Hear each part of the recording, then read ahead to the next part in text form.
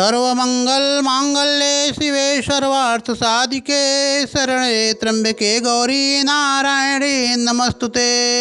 ओम ऐं ह्रीं क्लीं चामुंडाय विच्चे। आज हम आप लोगों को मार्कंडेय पुराण में शक्रादेय स्तुति के नाम से सब लोग जानते हैं।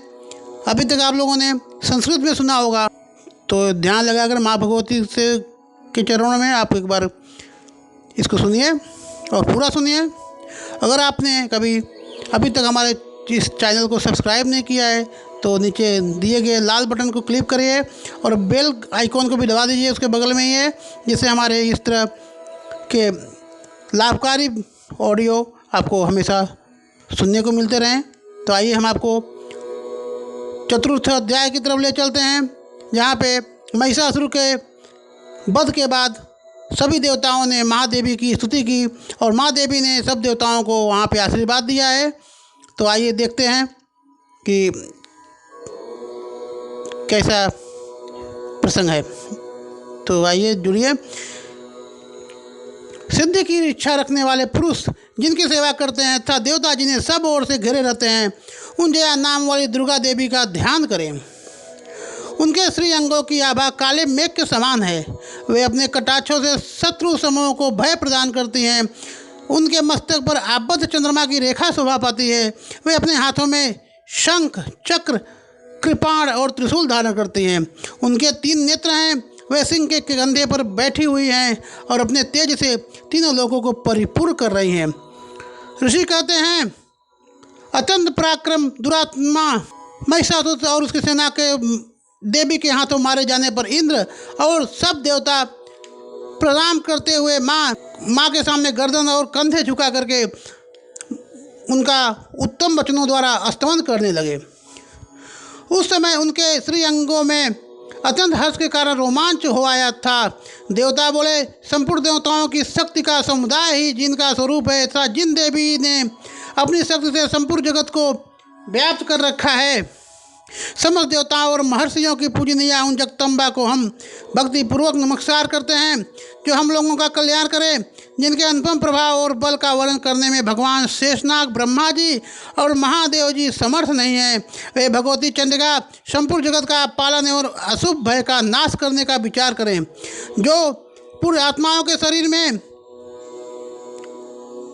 शक्ति के रूप में, पूर्ण आत्माओं के घरों में स्वयं ही लक्ष्मी रूप से और पापियों के यहाँ दरिद्रता रूप में, शुद्ध अंतःकरण वाले पुरुष के हृदय में बुद्धि रूप से और सत्पुरुषों में श्रद्धा रूप से और कुलीन मनुष्यों में लज्जा रूप से निवास करती हैं, उन आप भगवती दुर्गा को हम नमस्कार करते हैं। देवी, आप संपूर्ण विश्व का पालन कीजिए। देवी, आपके इस अचित रूप का, असुरों का नाश करने वाले भारी पराक्रम का और समस्त देवताओं और दैत्यों के समस्त युद्ध में किए हुए आपके इस अद्भुत चरित्र का हम किस प्रकार से वर्णन करें।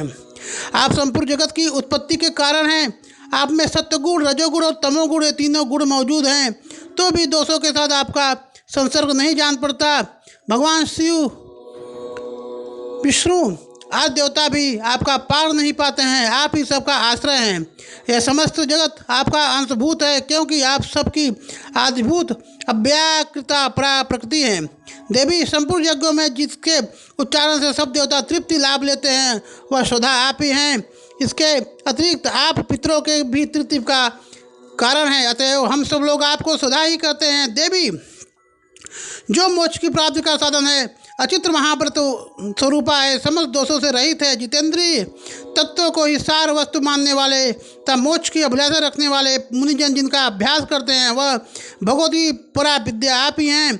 आप शब्द स्वरूपा हैं। अत्यंत निर्मल ऋग्वेद, यजुर्वेद और उदीद के मनोहर पदों से पाठ से युक्त सामवेद का भी आप आधार हैं। आप ही हैं। आप देवी त्रयी, तीनों वेद और भगवती 6 ऐश्वर्य से युक्त हैं। इस विश्व की उत्पत्ति और पालन के लिए आप ही वार्ता, खेती की और आजीविका के रूप में प्रकट होती हैं। आप ही संपूर्ण जगत को घोर पीड़ा का नाश करने वाले हैं। देवी, जिससे समस्त शास्त्रों के सार का ज्ञान होता है, वह मेधा शक्ति आप ही हैं। दुर्गम भाव सागर से पार उतरने वाले नौका रूप दुर्गा देवी आप ही हैं। आप ही कहीं भी आसक्ति नहीं है। कैतव के के शत्रु भगवान विष्णु के वक्ष स्थल में निवास करने वाली एकमात्र भगवती लक्ष्मी और भगवान चंद्रशेखर द्वारा सम्मानित गौरी देवी आप ही हैं। आपका मुख बंद मुस्कान से सुशोभित है। निर्मल पूर्ण चंद्रमा के बिंब का अनुकरण करने वाला और उत्तम स्वर्ण की मनोहर कांति से कमनीय है। तो भी उसे देख करके महिषासुर को जो क्रोध हुआ और उसने तुरंत ही उस पर प्रहार कर दिया, यह बड़े आश्चर्य की बात है। देवी वही मुख जब क्रोध से युक्त होने पर उदय काल के चंद्रमा की भांति लाल और तनी हुई भौहें के कारण विकराल उठा, तब उसे देखकर जो महिषासुर के प्राण तुरंत नहीं निकल गए, यह उससे भी बढ़कर आश्चर्य की बात है। क्योंकि क्रोध से भरे हुए यमराज को देखकर भला कौन जीवित रह सकता है। देवी आप प्रसन्न हो। परमात्मा स्वरूपा आपके प्रसन्न होने पर जगत का अभ्युदय होता है और क्रोध में भर जाने पर आप तत्काल ही कितने कुलों का सर्वनाश कर देती हैं। यह बात अभी अभी अनुभव में आई है, क्योंकि महिषासुर की अब विशाल सेना क्षण भर में आपके क्रोध से नष्ट हो गई। सदा अभ्युदय प्रदान करने वाली आप जिन पर प्रसन्न रहती हैं, वे ही देश में सम्मानित हैं।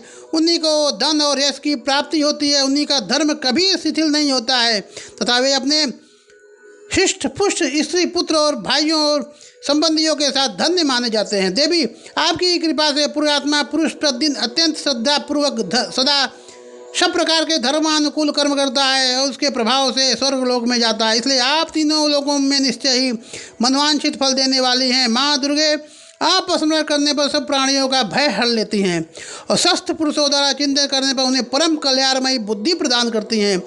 दुख दरिद्रता और भय हरने वाली देवी आपके सिवा दूसरी कौन है जिसका चित्त सबका उपकार करने के लिए सदा ही दयार्द रहता हो। देवी इन राक्षसों को मारने से संसार को सुख मिले तथा ये राक्षस चिरकाल तक नरक में रहने के लिए भले ही पाप कर रहे हों, इस समय संसार में मृत्यु को प्राप्त होकर के स्वर्ग में जाएं। निश्चय ही यही सोचकर आप शत्रुओं का वध करती हैं, राक्षसों का आप संहार करती हैं। आप शत्रुओं पर शस्त्रों का प्रहार क्यों करती हैं? क्योंकि समस्त शत्रुओं को दृष्टिपात से ही क्यों नहीं भस्म कर डालती, इसमें भी एक रहस्य है। ये शत्रु आपके शस्त्रों से पवित्र होकर उत्तम लोक में जाएं, इस प्रकार उनके प्रति आपका विचार अत्यंत उत्तम रहता है। खड़कते तेज पुंज की भयंकर दीप्त से तथा आपके त्रिशूल से अग्रभाग की घनी भूत प्रभा से चौधरी आकर जो असुरों की आंखें फूट नहीं गई, उसका कारण यही था कि वे आपके मनोहर रश्मियों से युक्त चंद्रमा के समान आनंद प्रदान करने वाले आपके सुंदर मुख का दर्शन करते थे। देवी आपका शील दुराचारियों के बुरे बर्ताव को भी दूर करने वाला है। शांति यह रूप ऐसा है जो कभी चिंतन में नहीं आ सकता और जिसकी कभी दूसरों से तुलना भी नहीं हो सकती है, तथा आपका बल और पराक्रम तो उन दैत्यों का नाश करने वाला है जो कभी देवताओं के पराक्रम को भी नष्ट कर चुके थे। इस प्रकार आपने शत्रुओं पर भी अपनी दया ही दिखाई है। वरदायिनी देवी आपके इस पराक्रम की किसके ताल तुलना हो सकती है और शत्रुओं के भय देने वाला और अत्यंत मनोहर ऐसा रूप आपके सिवा और कहाँ पे है। हृदय में कृपा और युद्ध में निष्ठुरता, ये दोनों बातें आप में केवल देखी गई हैं। माता आपने शत्रुओं का नाश करके उन समस्त लोक की रक्षा की है।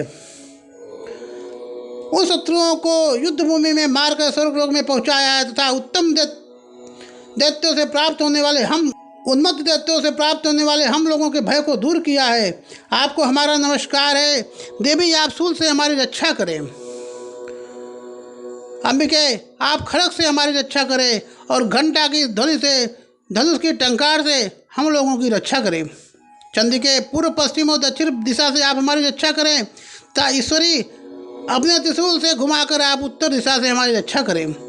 तीनों लोकों में आपके जो परम सुंदर और अत्यंत भयंकर रूप विचरते हैं, उनके द्वारा आप हमारी इस भूलोक की रक्षा करें।